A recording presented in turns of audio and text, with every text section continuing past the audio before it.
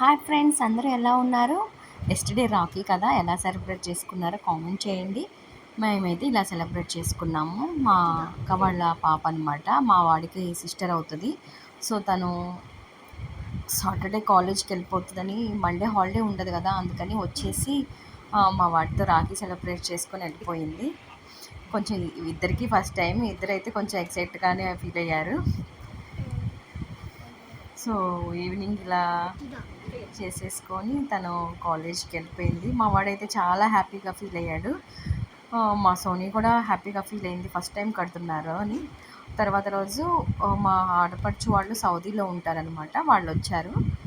వాళ్ళు వచ్చి ఇలా రాఖీ కడుతున్నారు.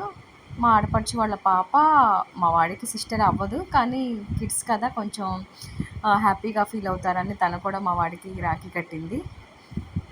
తను మా ఆడపడుచు మా హస్బెండ్కి రాఖీ కట్టేసింది. ఇంకా మేమందరం ఊరికే అలా సెలబ్రేట్ చేసుకున్నాము. తర్వాత ఏదైనా స్మాల్ రిటర్న్ గిఫ్ట్స్ ఇద్దామని తెలిసిన వాళ్ళకని చెప్పేసి షాప్కి వెళ్ళాము. అక్కడ ఇదిగో ఇలా గణేష్ ఫెస్టివల్ వస్తుంది కదా, అందుకని ఇలా గణేష్వి చిన్న చిన్నవి హౌస్ డెకరేటింగ్వి చూసాము. తను మా అక్క వాళ్ళ పెద్ద పాప అనమాట, మీరు చూసారు కదా ఆ రోజు శ్రీశైలం ట్రిప్లో.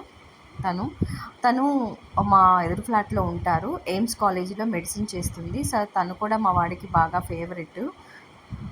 సో లైక్ చేయండి, షేర్ చేయండి, కామెంట్ చేయండి.